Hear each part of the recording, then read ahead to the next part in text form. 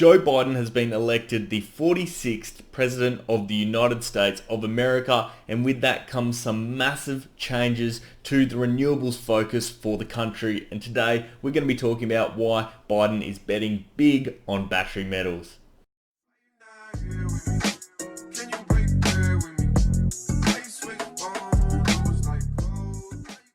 How's it going, guys? Ryan here and welcome back to another video, and today we're talking about Joe Biden being elected, and in particular the renewable focus that his leadership and party has for America in the future. In particular, we will be looking at the battery metals side of things with regards to where you should bet big on your investments. But before we get into that, guys, please remember to like this video. It helps me out so much, and subscribe for more investing and stock market related content. And I'd love to know down below in the comments section after you've seen the video, what are your thoughts on Joe Biden's plans for the country with regards to renewable energy and climate change. So guys, without further ado, let's get straight into the video. One of the key parts of Joe Biden's bid for presidency was a clean energy revolution, which he set out in effectively a 9-point plan on his party's website. And effectively what this does is puts a massive shift from the traditional oil and gas nature of America and focuses that onto the renewable side of things. And what does this mean for investors? Well, it means there's going to be a massive shift in where funding goes to and what sort of initiatives are backed by the US government. And this is really important as it is a major part of the US economy when we're looking at oil and gas, and a large number of jobs, particularly in states such as Texas, rely on those oil and gas jobs to perform. So what does this mean for you as an investor? Well, we're going to effectively break down the 9-point strategy today and reflect on the comments that are made in there so we can predict effectively what is going to happen, and then you'll be able to make a more informed decision as an investor as a result of this. And really what we're focusing on in this sense is the idea of investing in battery metals and why battery metals is one of Joe Biden's biggest bets in this new plan. So as an investor, how do we know that Joe Biden is actually serious with regards to putting a large focus on renewables? Well, one of the first things that he did when he came into presidency was sign back up to the Paris Climate Accord agreement, which is something that Donald Trump removed the US from during his presidency. And effectively what this does is puts America back on the global stage as trying to become one of the leaders for reducing greenhouse gas emissions in 2021, and obviously for the length of Joe Biden's presidency. There are two key points I want to focus on for Joe Biden's clean revolution. And the first one is point number 4, and that is make a historic investment in clean energy and innovation. Biden will invest $400 billion over 10 years as one part of a broad mobilization of public investment in clean energy and innovation. That investment is twice the investment of the Apollo program, which put the man on the moon, in today's dollars. He will also establish an ARPAC, a new research agency focused on accelerating climate technologies. So as you can see, Joe Biden has stated that he's investing $400 billion into clean energy and renewables. That means over the course of his first 4 years in president, he's likely to be injecting most of that money due to the fact that he's only sure that is the term that his party will be in power.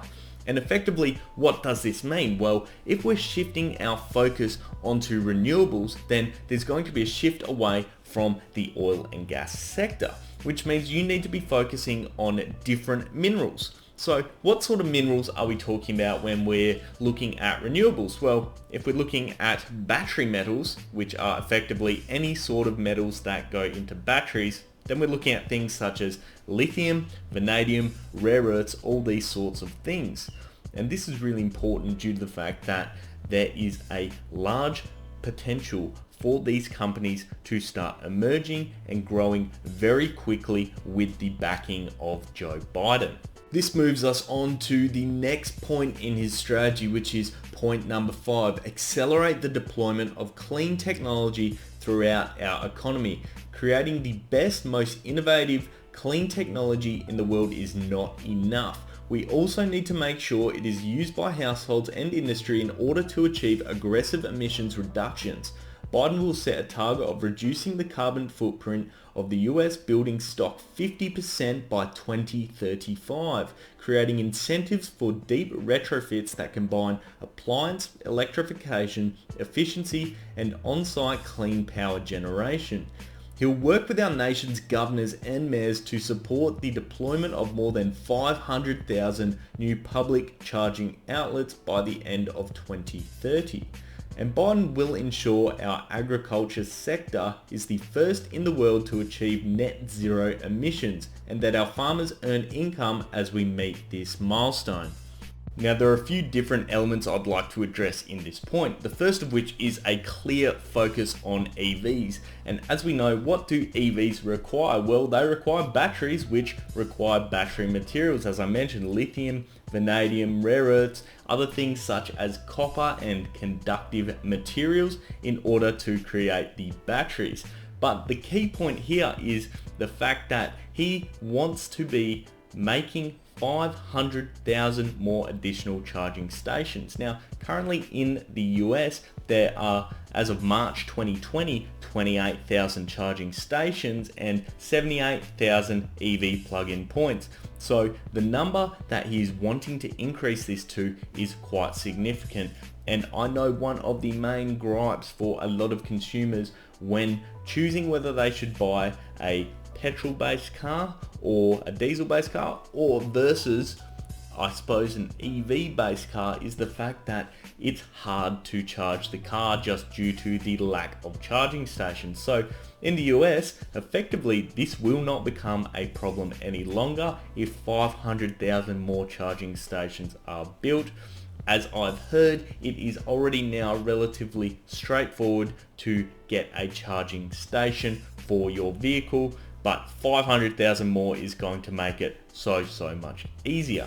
The next key element of this is the transition within already existing organizations from the poor emissions-based facilities and services and transitioning their energy sources to those which are a lot cleaner and more renewable focus. And what this means is that Biden's administration is going to be injecting capital into these individual organizations, which means these organizations themselves are going to be going out and buying, batteries, clean energy sources, more renewable based materials and adopting more renewable ways of doing things, which means that batteries will once again be required. As an investor, what does this mean? Well, obviously this change is going to be quite a slow process due to the fact that it's going to be significant to change from, an oil and gas focused economy through to a more renewable based economy. And obviously the plan goes out until roughly 2050, which is a decent period of time and will be much longer than Joe Biden's administration. One point to note is though, a lot of the capital that he is looking to inject will likely occur in those first few years due to the fact that he is only president for a guaranteed period of 4 years. Now, I mentioned before that one of the key elements in producing batteries, in particular things such as lithium batteries, is rare earths, and the majority of the world's supply of rare earths is currently exported from China. And what China's actually done in the recent few months is put restrictions on the exports of rare earths, effectively taking control of that market. Now, what does this mean for America and their focus on producing cleaner energy solutions and putting a large focus on renewables and climate change? Well, it means they're going to have to find another source of rare earths. And the Biden administration is going to have to look outside of China in order to get this. So if I was an investor, I'd be looking currently at rare earth companies that are mining outside of China, because effectively what this means is the demand for these is quite high, and currently the volume of rare earths that don't come out of China is quite low. And that means there is a real potential here for Joe Biden and other governments around the world in order to inject funds into these sort of companies. And effectively what this means is there's a real opportunity for you as an investor. You can get in early, find rare earth companies around the world. Does not necessarily have to be in the US. Places like, Canada, in Europe, in Australia, all those sorts of places that have high grade and high volume rare earth deposits. There is also going to be a huge fight due to the large amount of demand that will be created from the US for other battery metals such as lithium as well, due to the fact that currently most of the demand for lithium is also coming out of China. And one of the main reasons for their export ban is to take control of what's leaving the country with regards to rare earths and lithium and battery metals, due to the fact that they have their own EV revolution and clean energy revolution currently underway. Now, this means we've got the Chinese who are hoarding as much as they possibly can, and we're going to have the Americans who are looking really hard for these same minerals.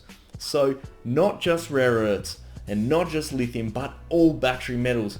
Even what typically is invested in, such as copper, will be in high demand. And that wraps up today's video, guys. I hope you did enjoy. If you did, please remember to leave a like and subscribe for more of this investing and stock market content, and leave a comment down below on your thoughts on the Biden administration's plan for a renewable future.